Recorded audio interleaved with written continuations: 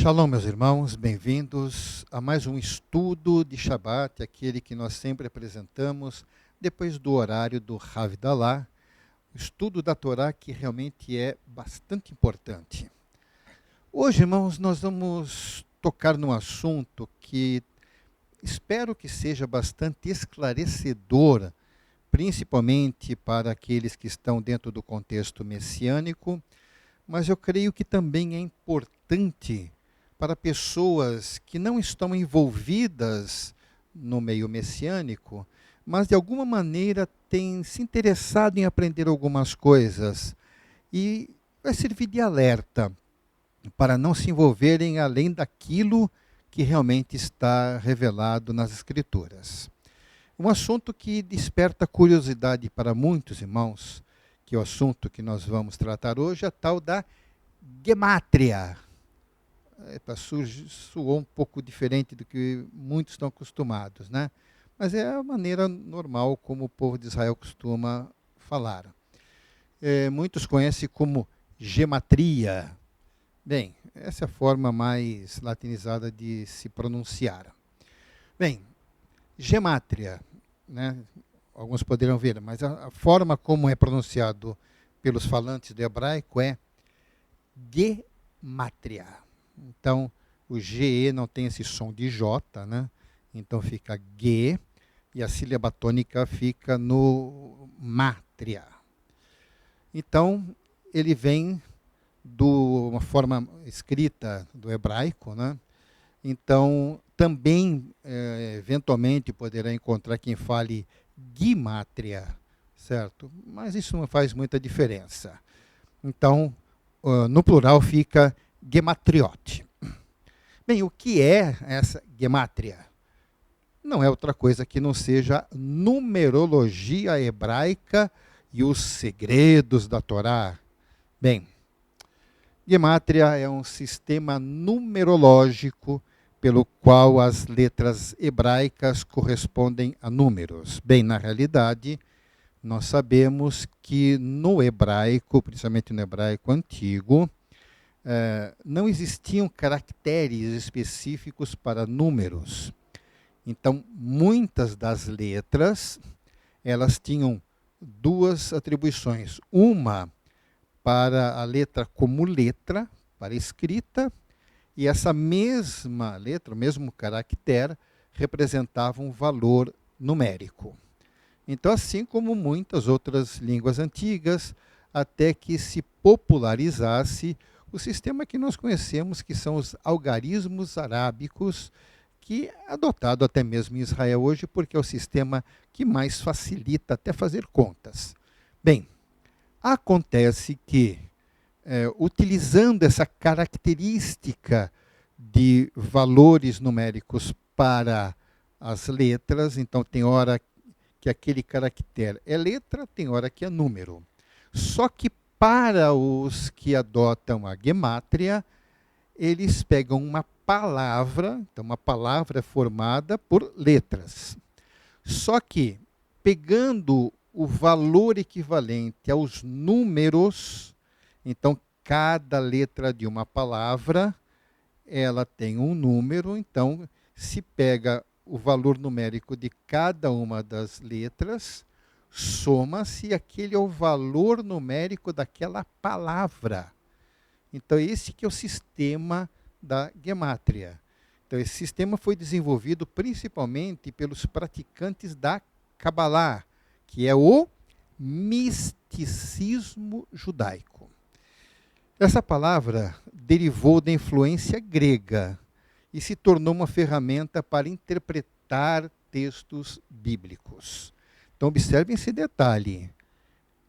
A gemátria é algo que sofreu de influência grega. Na gemátria, então, cada letra hebraica é representada por um número, por exemplo, só para exemplo, a letra Aleph. Aleph é a primeira. Ela representa o A. Tem um significado da primeira letra. Bom, dentro da gramática é outra história. Quem estudar hebraico vai ficar sabendo. Então, a primeira letra do alfabeto hebraico é o Aleph. E ela, obviamente, representa o número 1. A segunda letra é o Beit, equivale ao nosso B. E, em termos de número, representa o número 2, porque é a segunda, e assim vai. A terceira letra é o 3, o quarto é o 4, e assim vai. Bem, pode-se então calcular o valor numérico de uma palavra, então somando esses valores de cada letra. No reino da interpretação cabalística da Torá, os comentaristas baseiam, olha só como é feito, eles baseiam um argumento, uma ideia, um significado de alguma coisa, eles baseiam então esse argumento na equivalência numerológica das palavras. Porque várias palavras, mesmo utilizando letras diferentes, ou números diferentes, obviamente, só que no somatório daquelas letras das palavras, são palavras diferentes, com valores diferentes, mas uma tem 5 letras, outra tem 3, assim vai. E, no final das contas, várias palavras têm o somatório equivalente, tem o mesmo valor. Então, se o valor numérico de uma palavra for igual ao de outra palavra, aí sim, um comentarista pode fazer uma conexão entre as duas palavras ou os versos em que elas estão, e usar isto para provar suas conclusões. Então, as conclusões conceituais maiores. Então, não fica só na palavra. Então, neste texto, o texto diz isso, naquele outro texto diz isto, mas essa palavra tem um valor numérico tanto que é igual àquela palavra que tem valor numérico igual. Então, isso significa uma coisa que os dois textos não dizem. Mas aí uma conclusão daquele comentarista, ele tenta provar as suas conclusões com essas referências. Agora observe esse detalhe.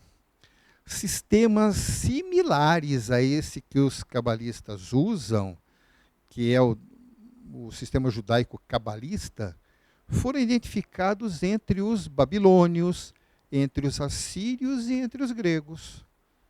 Ou seja, não foram os judeus que inventaram isto. Um exemplo bastante conhecido dentro do contexto judaico é a questão da gemátria hebraica da palavra Rai. Rai, que tem a ver com vida, né? Vivo. Ela é formada por duas letras, o Het e o Yud. O Het tem valor numérico 8. O Yud tem valor numérico 10. Bem, 10 e 8, somando dá 18, né? Então, que é composto dessas duas letras. Aí, utilizando, então, uma tabela de equivalência chamada Mispar Gadol, somando 18. Isso tornou o 18 um número sortudo, só porque se refere à vida entre o povo judeu. Tanto é que presentes em dinheiro em múltiplos de 18 são muito populares, é uma coisa muito comum de se encontrar. Tem pessoas que fazem questão de que somando os números da placa do carro de 18, porque assim vai ser uma placa de sorte no carro. Olha, irmãos, até que ponto a coisa chegou. Bem, vamos ver um pouco da etimologia dessa palavra gemátria. Embora seja um termo hebraico, ela pode ser derivado do grego. Aí tem uma palavra geometria. Tanto que lembramos que no grego também não tem esse som de J. Então, geometria nós conhecemos como geometria, que foi usada então como uma tradução de gemátria. Embora também alguns estudiosos acreditem que a palavra gemátria derive do grego gramateia, que é conhecimento da escrita. Bem, nós conhecemos no português como gramática, conhecimento da escrita. Então, também dentro do contexto, é provável que até, segundo alguns estudiosos, Talvez ambas as palavras, tanto essas palavras gregas, tenham influenciado na formação da palavra hebraica. Alguns também afirmam que ela deriva da ordem do alfabeto grego, sendo gama a terceira letra do alfabeto grego. Bem, não vamos entrar muito por aí. A palavra existe em português, aí entra como gematria, né? Pelo menos desde o século XVII. A partir de traduções de obras de Giovanni Pico della Mirandola. Bem, nem vamos entrar nessa obra, né? Embora ostensivamente seja derivado da isopsefia grega. É amplamente usado em textos judaicos, principalmente naqueles associados a Kabbalah. Olha bem, irmãos, esse termo gemátria não aparece na própria Bíblia hebraica, certo? Não existe essa palavra na Torá. Bem, isopsefia, a etimologia vem de duas palavras gregas que significa, que primeiro, começando, iso, então vem de issos, em grego, que significa igual, e psephos, que significa pedregulho. É a palavra grega para a antiga prática de juntar os valores numéricos das letras de uma palavra para formar um único número. Mesma coisa, só que os gregos utilizavam, obviamente, o alfabeto grego. Então, os gregos mais antigos usavam arranjos de pedregulhos, ou seixos, né, para estudar a aritmética e a geometria. Então, disso daí eles aplicaram essa coisa toda aí que nós estamos vendo. Bem, vamos ver um pouco da história. Somente alguns poucos tópicos aqui. O primeiro uso documentado da gemátria é de uma inscrição assíria, datada do século 8 antes da Era Comum, encomendada por Sargão II. Nessa inscrição, Sargão II declara: o rei construiu a muralha de Khorsabad, acho que é assim que pronuncia, com 16.283 côvados de comprimento para corresponder ao valor numérico do seu nome. Olha só, irmãos, é a primeira referência documental que nós temos do uso desse sistema de gemátria. E não foi usado pelos judeus, foi pelos assírios. Okay? Então, embora alguns estudiosos levantem a possibilidade de que a gemátria poderia ter sido usada na Bíblia hebraica, não tem exemplos aceitos para que confirmar isto. Agora, é aí que entram algumas coisas complicadas, né? No Novo Testamento, muitos historiadores veem a gemátria por trás da referência ao número do nome da besta, no Apocalipse como 666. Que corresponde ao equivalente numérico dos caracteres gregos por trás do nome Nero César. Mas olha bem, não utilizando o hebraico, utilizando caracteres gregos, então escrevendo Nero César em grego, dá esse número 666. E isso se refere ao primeiro imperador romano do primeiro século, que perseguiu os primeiros messiânicos. Por outro lado, foi mais recentemente sugerido que o uso de 666 no Apocalipse remonta a referência ao recebimento de 666 talentos de ouro por Shlomo, por Salomão, no primeiro dos Reis, capítulo 10, verso 14. Eu acho que estão forçando um pouco a barra, segundo a minha opinião. Bem, alguns identificam duas formas de gemátria. A forma revelada, que prevalecem muitos métodos hermenêuticos encontrados em toda a literatura rabínica e a forma mística, uma prática amplamente cabalística. Algumas ocorrências de gemátria em árabe, espanhol e grego. Só que essas línguas, escritas com as letras hebraicas, são mencionadas nas obras de Abraham Abulafia. Alguns rabinos racídicos também o usavam, embora raramente, para o Yiddish. Bem, então vimos que esta forma de querer interpretar as coisas de maneira mística realmente se popularizou.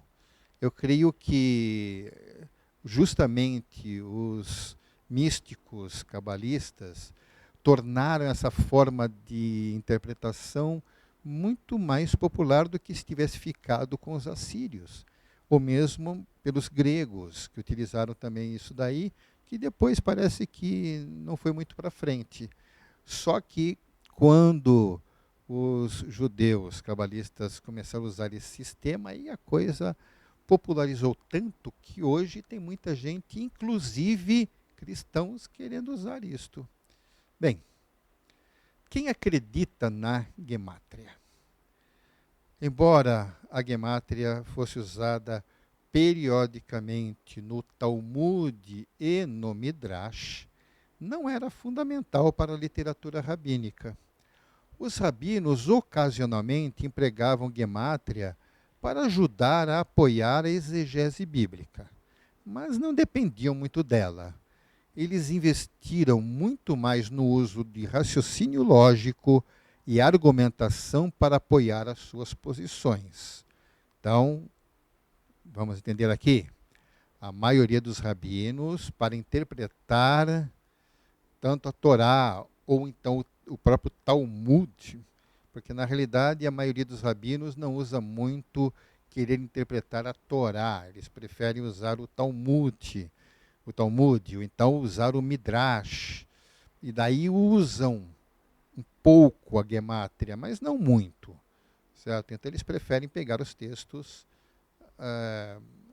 raciocinar sobre eles.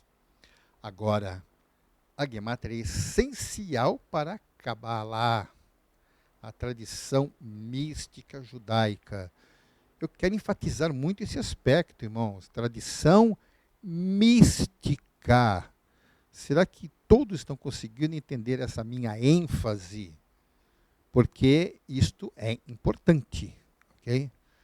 A própria base do sistema cosmológico cabalístico repousa na crença de que Deus criou o universo por meio do poder das letras hebraicas, junto com seus valores numéricos.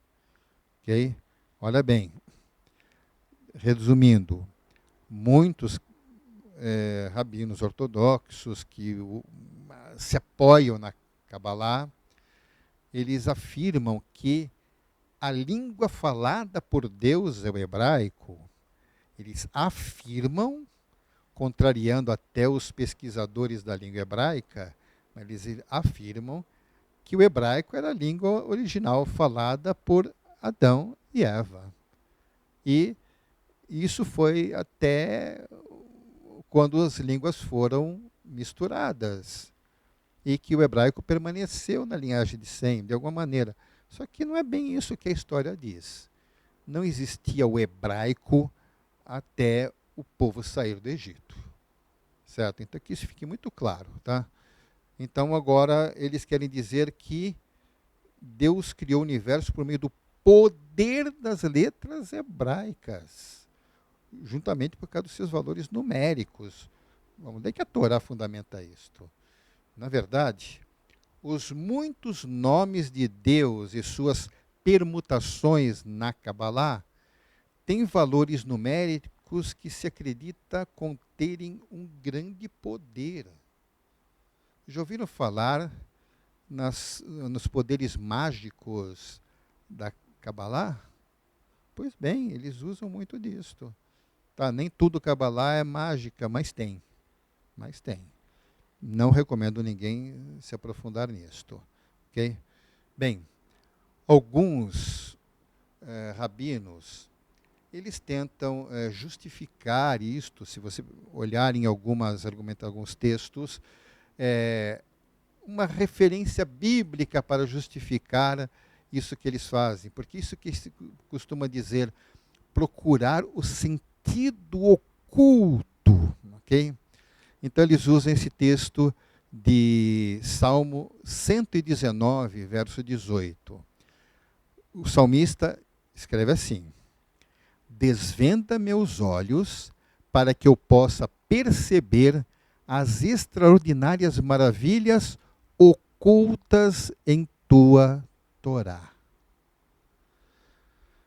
Olha, irmãos, não sei o que vocês pensam disto, mas eu estou entendendo que é uma forçação na interpretação deste texto. Por quê?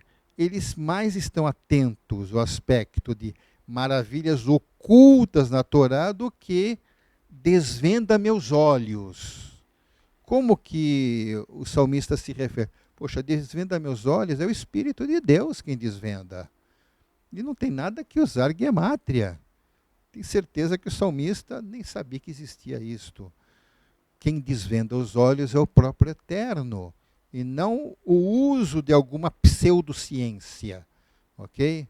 Então, para mim, esse texto não diz nada que defenda a gemátria. Segundo os rabinos cabalistas, os seus mestres, porque não são meus, ok?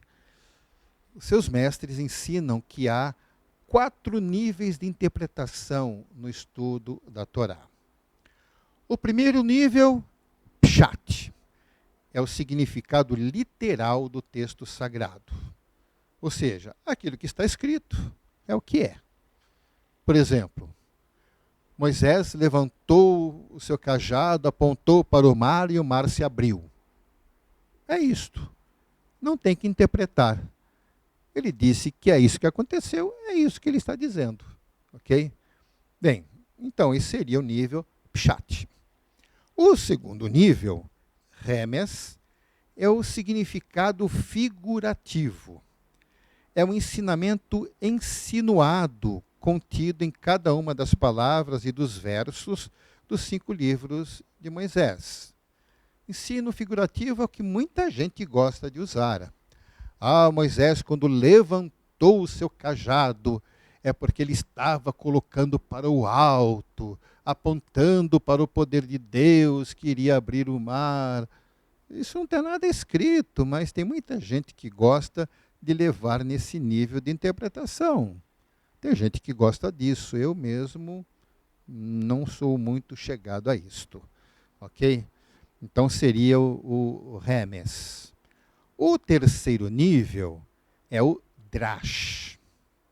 Muito a drachar, né?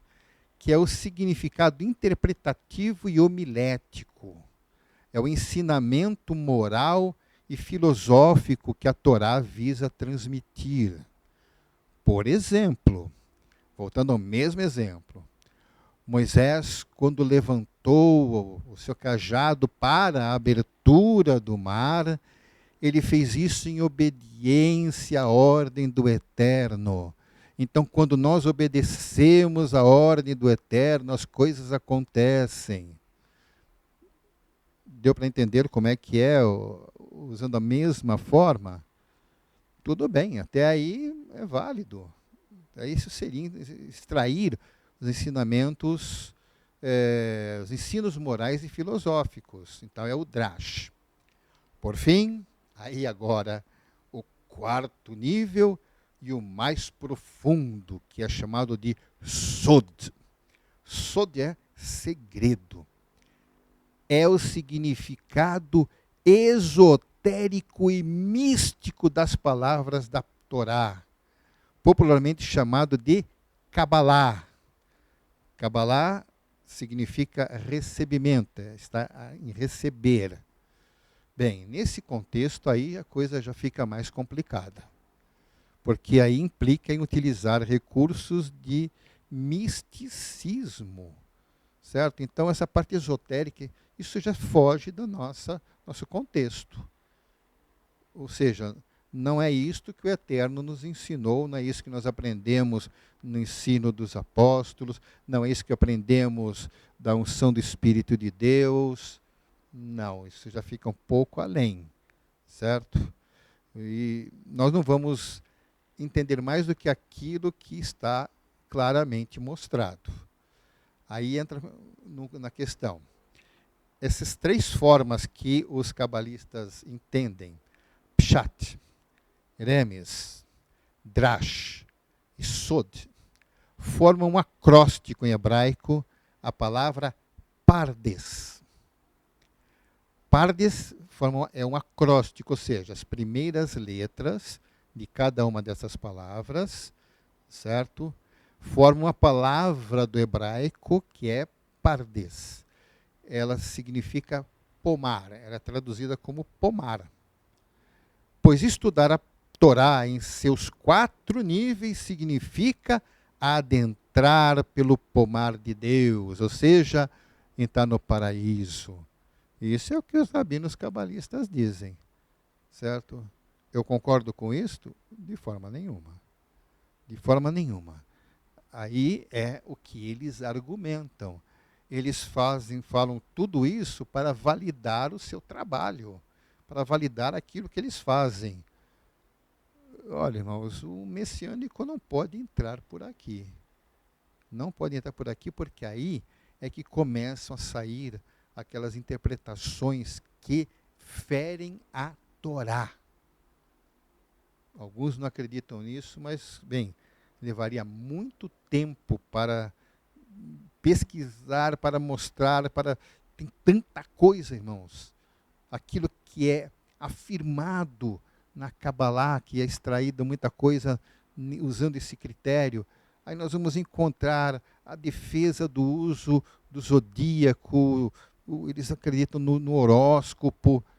Bem, eu não vou imaginar que algum messiânico, ou mesmo um crente cristão evangélico, acredite em horóscopo, no zodíaco. Se alguém acredita, reveja seus conceitos. Pois bem, tem isso, tem alguns conceitos de alguns demônios, nada do que está escrito na Torá, mas eles dizem que descobrem essas coisas utilizando os métodos da Kabbalah. Então, para eles, quem usa todos os 4 meios de interpretação, alcançam o nível do pomar de Deus, então entram no paraíso. Ah, meu Deus, pelo amor de Deus, isso é um absurdo.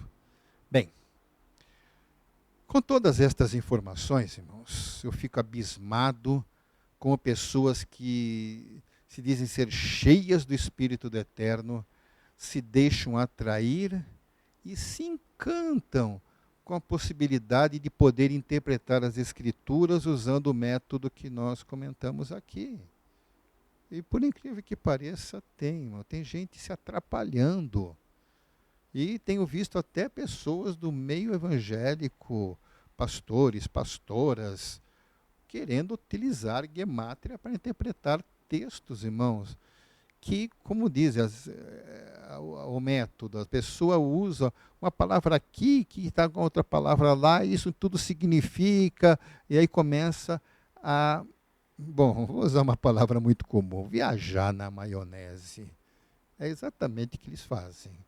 Começam a viajar, começam a dizer aquilo que a Bíblia não diz, ou começam a querer ligar e usar frases de efeito. E, irmãos, esqueçam gemátria, esqueçam isto. Então, alguns podem até argumentar que o método funciona, que a numerologia permite descobrir coisas profundas e mistérios de Deus. Irmãos, acordem. Satã, ele é sedutor, enganador e é poderoso. Tá? Vamos ver o que diz o texto de primeira carta de Shaul a Timóteo. Então, primeira a Timóteo, capítulo 4, verso 1, diz assim: o Espírito diz claramente que nos últimos tempos alguns abandonarão a fé e seguirão espíritos enganadores e doutrinas de demônios. Cuidado! Se não ficarmos atentos, por que será que Shaul escreveu deste jeito? E olha, já tem muito tempo que ele escreveu isso, tem quase 2000 anos. E está mais válido agora do que nos tempos antigos. Sabemos que vivemos num tempo em que a cultura judaica tem influenciado algumas pessoas do meio cristão. Muitos falsos mestres têm surgido e estão influenciando milhares de crentes. E muitos têm sido seriamente prejudicados com isto. Vamos ler o que diz também lá, na mesma carta de Shaul a Timóteo, 1 Timóteo 6, versos 3 ao 5. Diz assim, irmãos: se alguém ensina falsas doutrinas e não concorda com a sã doutrina do nosso Senhor Yeshua HaMashiach e com o ensino que é segundo a piedade, é orgulhoso e nada entende. Esse tal mostra o interesse doentio por controvérsias e contendas acerca de palavras que resultam em invejas, brigas, difamações, suspeitas malignas e atritos constantes entre pessoas que têm a mente corrompida e que são privados da verdade, os quais pensam que a piedade é fonte de lucro. É isso que nós temos visto, irmãos. Pessoas geram discussões totalmente inúteis. Por causa não, essa palavra significa isso, mas aquela palavra interpreta de outro jeito, mas pela Gemátria diz isso. Irmãos, nós vemos que a palavra de Yeshua, o que ele disse, irmãos? Ele disse que ele agradecia ao Eterno, porque ele revelou estas coisas a quem, irmãos? Aos eruditos com muitos diplomas? Não, aos simples. Graças te dou, Senhor, que ocultaste estas coisas dos sábios entendidos e mostraste isso para as pessoas simples. Essas pessoas querem ser complicadas, irmãos. E quando elas se complicam, elas podem complicar a sua cabeça também. Não deixe que isso aconteça, irmãos. Porque é o que nós vemos bastante na internet, irmãos. Pessoas discutindo isso, discutindo aquilo, discutem detalhes disto. Olha, irmãos, lembrem, a mensagem de Yeshua é muito mais simples do que se pensa.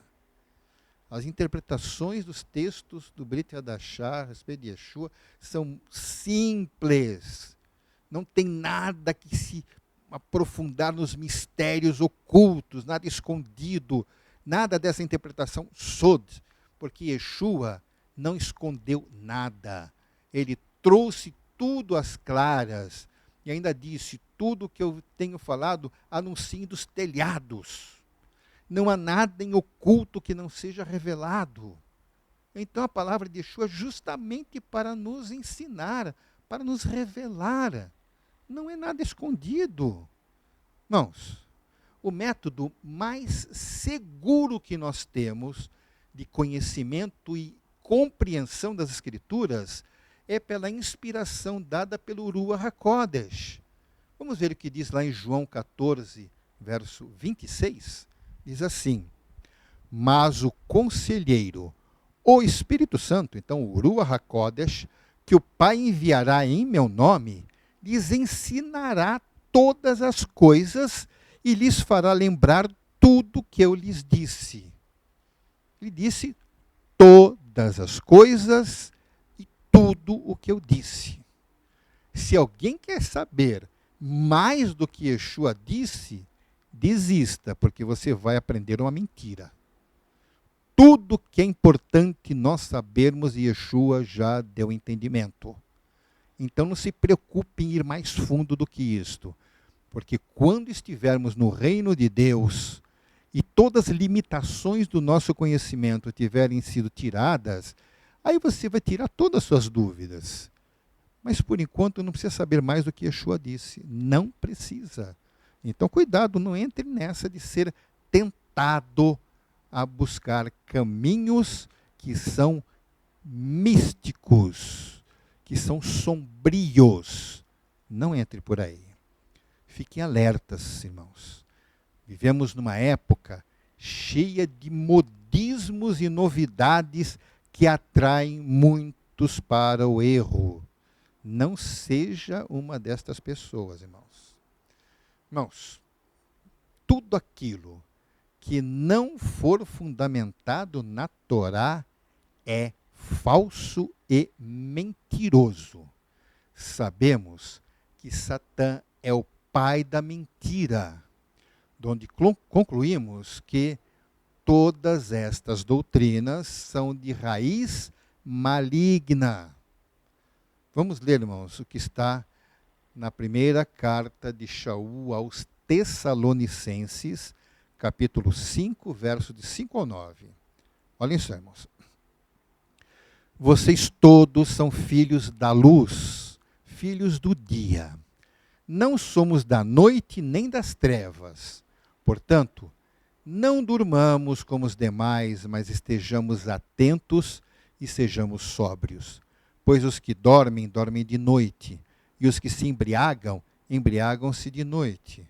Nós, porém, que somos do dia, sejamos sóbrios, vestindo a couraça da fé e do amor e o capacete da esperança da salvação. Porque Deus não nos destinou para a ira, mas para recebermos a salvação por meio do nosso Senhor Yeshua HaMashiach.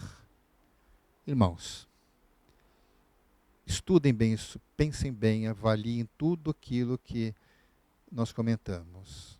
Se for necessário, ouça esse estudo de novo, porque me preocupo com tantas pessoas que têm sido enganadas e, eventualmente, alguns que poderão vir a serem iludidos com estas coisas. Saiba que o Espírito de Deus está à sua disposição. Ele vai falar com você, ele vai te ensinar, ele vai te dar o entendimento. Busque o Eterno acima de tudo. E que o Eterno nos abençoe de maneira muito especial. Em nome de Yeshua, o nosso Mashiach. Amém. Amém.